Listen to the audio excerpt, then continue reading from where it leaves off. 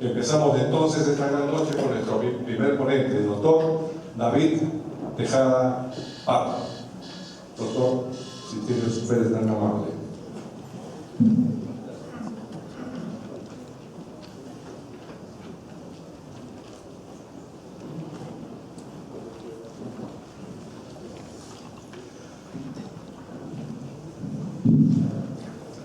Bueno, en primer lugar, un agradecimiento al Colegio Médico por esta invitación. Un saludo a todos los que estamos aquí presentes y al público en general.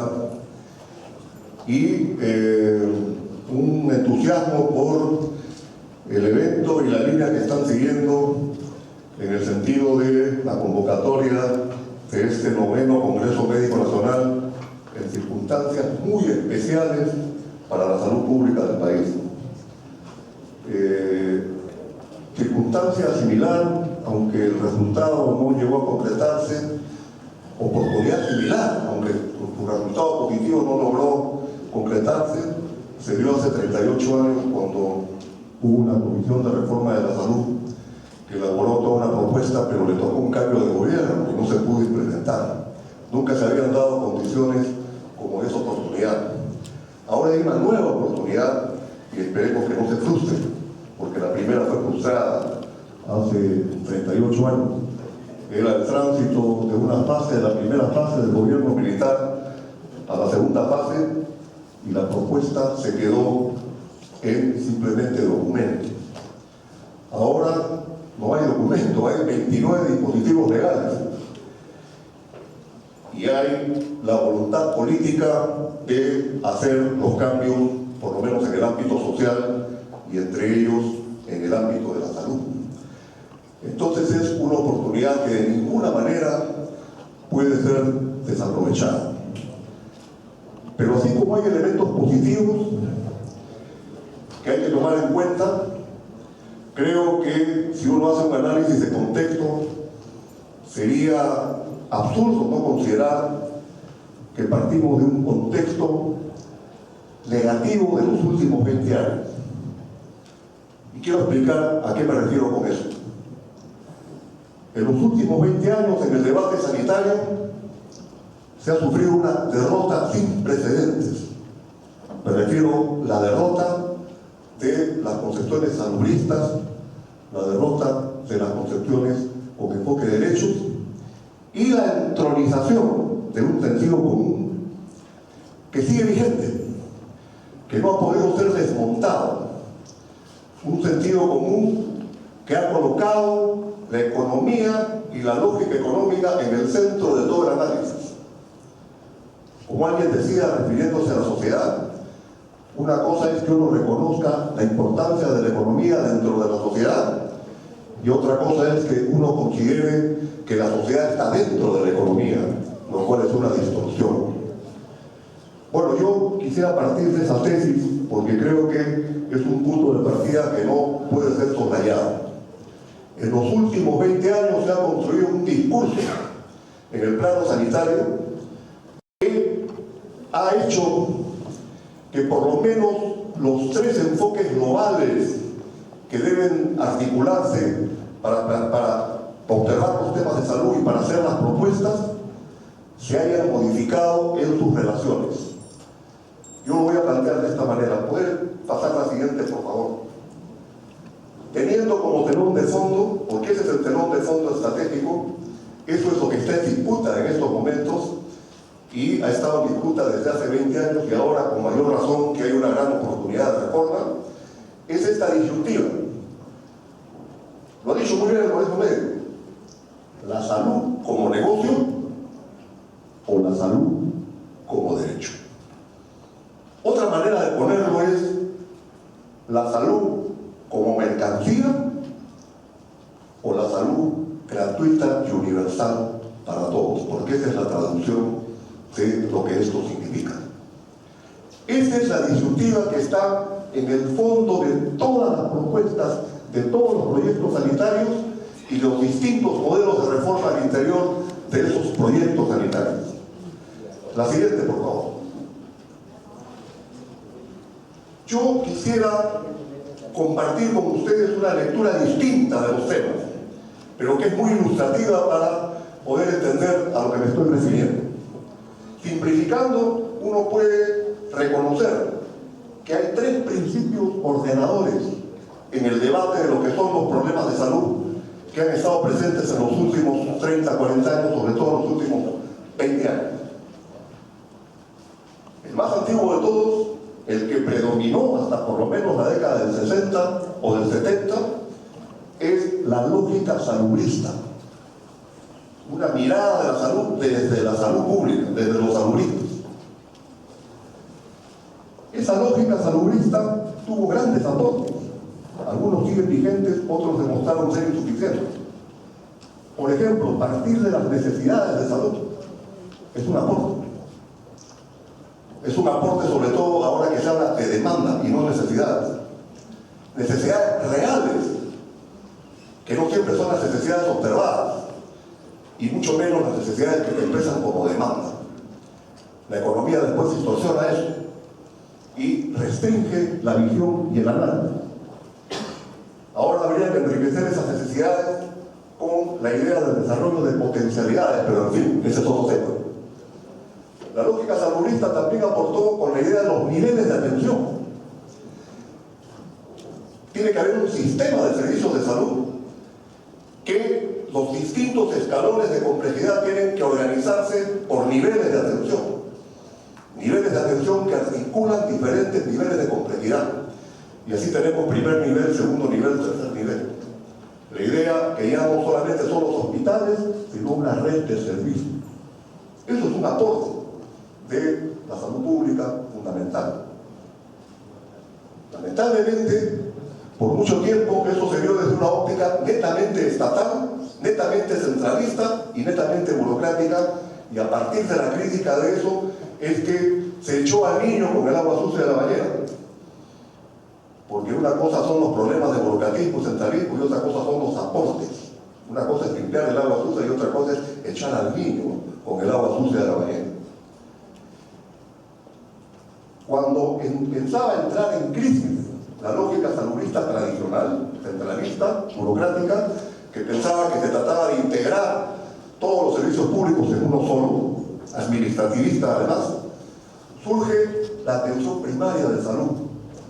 Y la atención primaria de salud es un intento de rescatar la lógica salubrista original, pero ya introduciendo elementos de la racionalidad económica.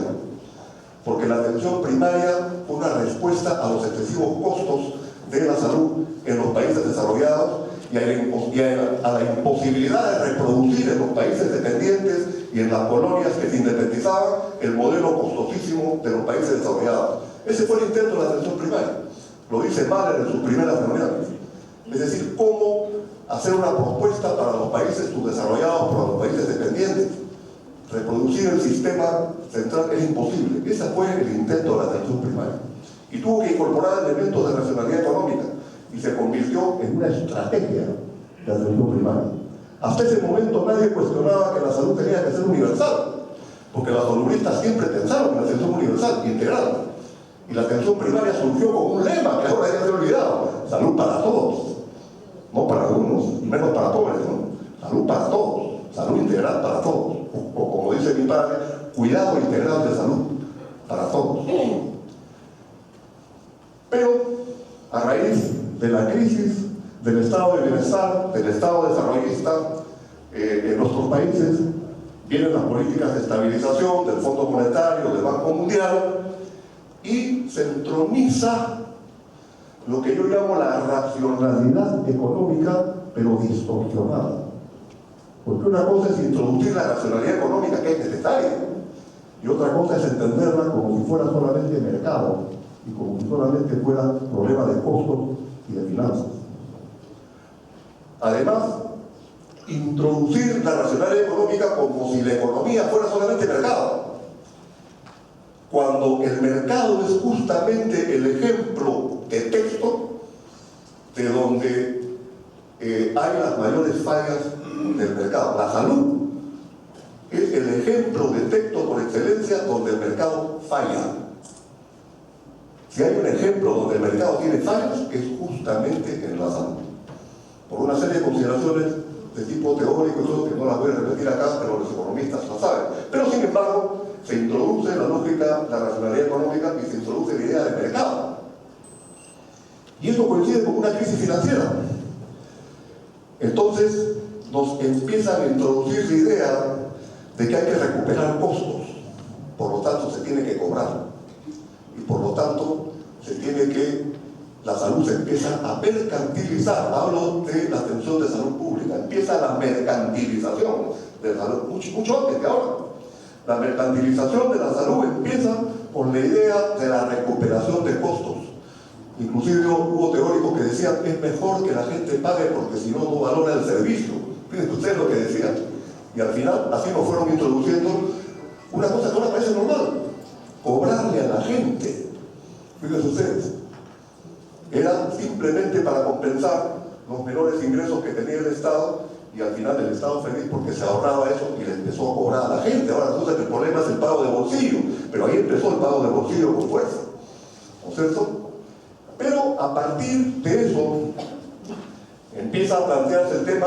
De todas maneras había que resolverlo: cómo ampliar la cobertura, cómo hacerlo, pero esta vez ya no volviendo a la lógica saludista convencional y tergiversando el mensaje original de la APS, de la atención primaria de salud, porque ahí hubo la crisis. La APS tuvo la mala suerte de que surge justo en el momento en que empieza la crisis del Estado desarrollista. Entonces viene la APS selectiva, no es universal, son paquetes, por primera vez habla de paquetes. Ahora hemos sofisticado más el tema, hablamos de cartera. Fíjense ustedes, cartera es un tema netamente económico. Hay cartera de bonos, cartera de acciones, y ahora tenemos cartera de intervenciones y paquetes de intervenciones. ¿Hasta dónde hemos llegado? Es increíble.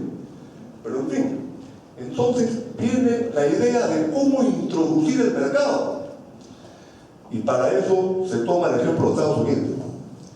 Y en Estados Unidos surgen las Health Maintenance Organizations, HMO, los seguros de salud, la intermediación de los seguros para controlar la salud.